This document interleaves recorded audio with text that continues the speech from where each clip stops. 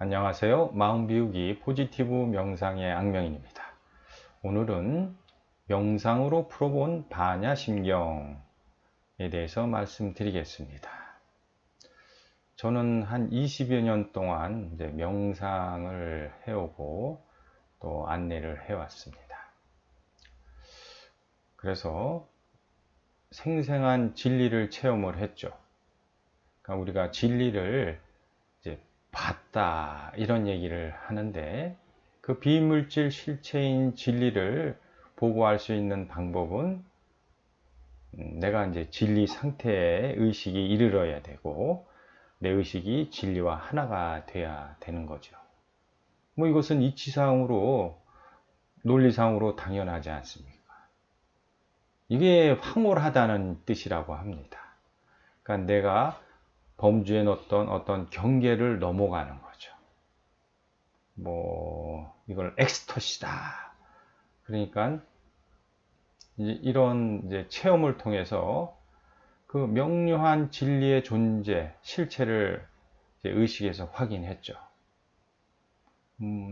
끝없는 허공, 무한대, 그 극미의 에너지로 넘실대는 허공과 거기에 그 명료한 의식, 이제 알아차림의 순수의식, 이게 제가 보고하던 진리의 존재였습니다. 이 생생한 체험은 아마 영원토록 잊지 못할 것 같습니다. 그러다 보니까는 이제 뭐 숙제를 했다고 그럴까? 그러면 좀 홀가분하잖아요. 명상의 목적이 뭐 여러 가지가 있을 수 있지만은, 제가 추구하고 해온 명상은 그 본질을 보고하는 깨달음을 얻는 명상이었습니다. 그러니 뭐 어떻게 보면 숙제를 푸른 거죠. 근데 숙제를 풀고 나니까는 숙제를 제대로 풀었나? 물론 이제 마음에서는 자명한 의식이 인식이 되는데, 그러다가 우연치 않게 대학교 때 산 것 같더라고요. 반야심경, 뭐 이렇게 얇고 한 그 반야심경이 제 책꽂이에 있길래 그걸 보니까는, 아마 그때는 그 한문이라는 그 해석에 그 어려움이 있어가지고 뭐 몇 장 못 읽었던 것 같습니다. 근데 이제 제가 그 한문의 해석을 이렇게 배제를 하고, 어떻게 보면 이제 명상을 통해서 그 반야심경을 이렇게 보다 보니까는 모르겠습니다. 술술 풀리더라고요. 이게 우리가 대표적인 게 뭐 색즉 시공, 공즉 시색. 뭐 알듯하면서도 상당히 심오하고 어려운 얘기였지 않습니까? 근데 이 뜻을 그냥 마음으로 다 알겠더라고요. 그 관자재보살 이렇게 시작하지 않습니까? 그러니까 보살이 깨달은 중생이고, 자재라는 게 제가 보면 스스로 존재하는, 이게 진리지 않습니까? 진리를 본 깨달은 중생이죠. 행심반야 바라 밀다시. 뭐 한자풀이는 어렵지만 제가 보면은 명상을 통해서 궁극의 자리, 지의 자리에 딱 들어서 조견 오온. 그러니까 오온이라는 게 뭐 색수상행식 해서 이게 에고지 않습니까? 에고. 탐진치. 그거를 이렇게 굽이 보니까 개공. 일체 공하더라. 이게 제가 그 명상 수행을 통해서 얻은 그 체험하고 아주 일맥상통합니다. 저도 계속 명상을 통해서 의식이 깊이 들어갔죠. 그러면서 지금까지 나라는 존재, 즉 에고, 탐진치를 계속 이제 버리고 없애다 보니까 어느 순간에 그게 의식에서 소멸이 됐습니다. 아무리 찾아도 없어요. 그래서 그러면 내가 없는데 그것을 보고 알고 있는 존재가 무엇인가 보니까 끝없는 허공에 없구나 하는 알아차림의 의식만 있습니다. 아마 이게 조견 오온 개공이랑 일맥상통한다고 저는 생각합니다. 그러자 어때요? 도 일체고액, 모든 번뇌로부터 벗어났죠. 왜?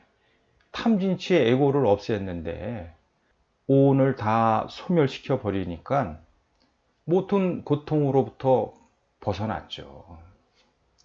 이럴 때 이제 작자라고 그럴까? 이 반야신경을 쓴 분의 어떠한 그런 게 마음에서 울림이 오더라고요. 왜 공으로 해석을 했는지 뭐 그 깊이까지는 모르겠지만은 색 즉시 공, 공 즉시 색. 뭐 색이라는 것은 보이고 드러나는 세상이죠. 우리가 사람들이 이것만이 세상이다라고 살고 있는데 이제 공을 본 거죠. 진리. 이 세상을 있게 한 본질의 세계. 이게 절대계라고 얘기를 하더라고요. 이 존재를 확인한 거죠. 이게 색이라는 색의 경계를 넘어간 거죠. 황홀경에 빠진 겁니다. 색 즉 시공. 보이고 드러나는 세상에 근본인 진리의 자리가 있구나. 이게 색 즉 시공 아니겠습니까? 여기서 끝났으면은 왜 이런 말씀을 드리냐면은 가끔 뭐 깨우쳤다, 도인이다 하시는 분들이 오히려 일반 사람보다도 더 무례하거나 개념이 없다거나 뭐 엉뚱한 얘기를 한다든가 제가 볼 때는 그냥 공, 없다 하는 그 자리에 그냥 묶인 거죠. 이게 무관지옥입니다. 중요한 거는 그 공의 자리에서 눈을 뜨고 세상을 볼 때 이게 이제 공즉 색이죠. 그 의식으로 세상을 볼 때 어때요? 이 세상 일체가 이 공으로부터 낳은 그 본질의 진리심이 낳은 세상이구나. 그러니까 보이고 드러나는 일체는 창조물의 현신이며 창조물과 하나죠. 나도 근본은 어떻습니까? 하나죠. 이게 중요한 거더라고요.